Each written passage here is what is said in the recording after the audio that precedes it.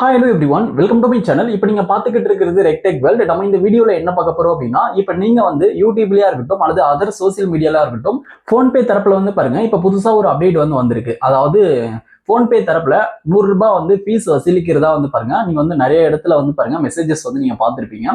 அது என்னன்னு சொல்லிட்டு நம்ம இந்த வீடியோல டீடைலா பார்க்கலாம். அதனால இந்த வீடியோவை நீங்க கடைசி வரைக்கும் ஸ்கிப் பண்ணாம பாருங்க. இது போல இன்ட்ரெஸ்டிங்கான நிறைய வீடியோஸ் நீங்க தெரிஞ்சுக்க மறக்காம நம்ம சேனலை சப்ஸ்கிரைப் பண்ணிட்டு அப்படியே பக்கத்துல இருக்கக்கூடிய பெல் ஐகானை கிளிக் பண்ணி ஆல் செட் பண்ணிக்கோங்க. அப்போ நான் போடக்கூடிய புதிய அப்டேட்ஸ் எல்லாமே உங்களுக்கு உடனுக்குடன் நோட்டிஃபிகேஷனா வந்து சேரும். இப்போ நமக்கு போன்பேல இந்த ₹100 சார்ஜ் அப்படின்றது எங்க போட்டிருக்காங்கன்னு சொல்லிட்டு இப்போ நம்ம டீடைலா பார்க்கலாம். இந்த சார்ஜ் அப்படின்றது வந்து பாருங்க போன்பே வாலெட்ல வந்து போட்டிருக்காங்க.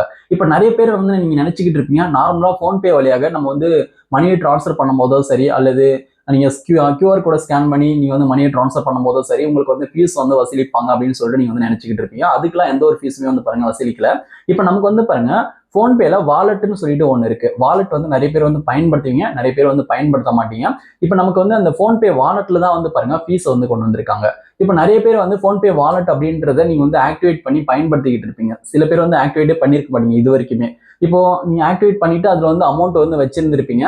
இப்போ அமௌண்ட்டை வச்சுட்டு நீங்க என்ன பண்ணுவீங்க அப்படின்னா, லாங் டைம் வந்து நீங்க பயன்படுத்தாம விட்டுருவீங்க. இப்போ எக்ஸாம்பிளுக்கு சொல்லணும் அப்படின்னா, இப்போ இந்த ஃபீஸ் அப்படின்றது போன்பே வாலெட்ல தான் கொண்டு வந்திருக்காங்க.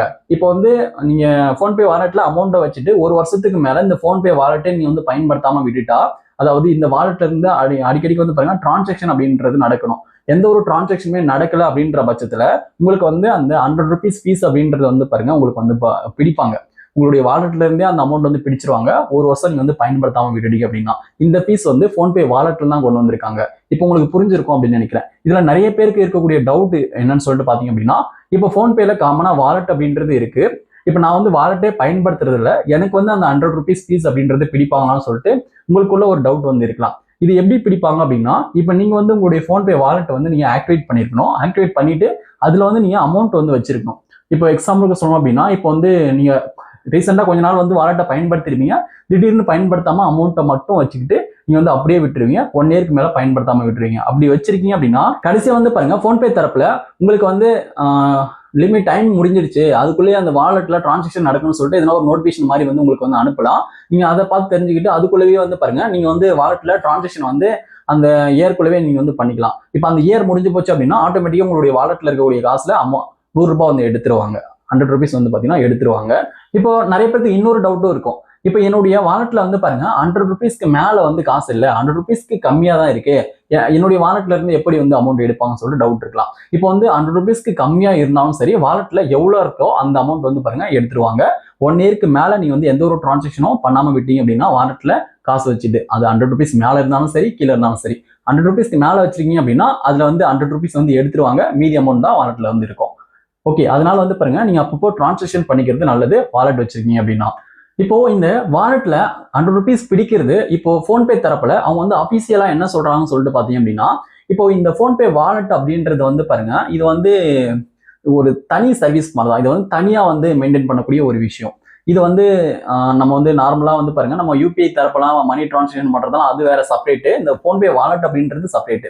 அப்படின்ற பட்சத்துல இது வந்து மெயின்டெனன்ஸ் சார்ஜ் அப்படின்னு சொல்லிட்டு இது வந்து வசூலிக்கிறாங்க.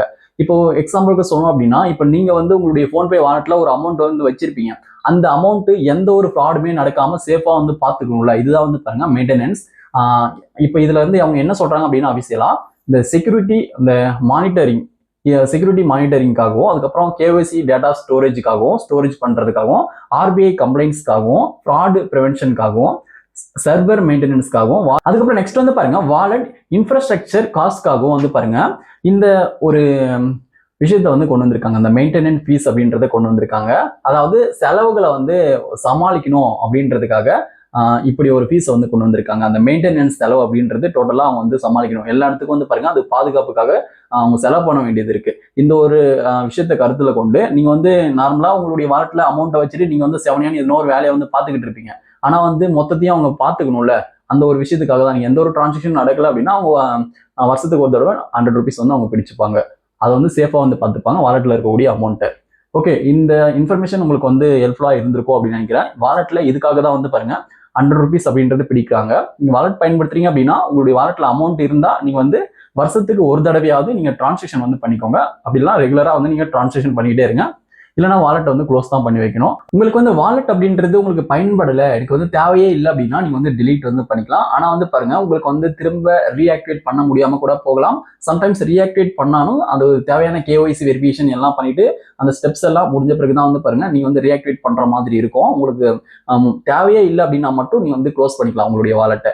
அமௌண்ட் எல்லாமே நீங்க வந்து வித்ட்ரா பண்ணிட்டு நீங்க வந்து க்ளோஸ் வந்து பண்ணிக்கலாம். ஓகே, இந்த வீடியோ வந்து உங்களுக்கு பயனுள்ளதாக இருக்கும்னு நினைக்கிறேன். இந்த வீடியோ பயனுள்ளதாக இருந்தால் அந்த வீடியோக்கு மறக்காம ஒரு லைக் பண்ணுங்க. Thank you friends.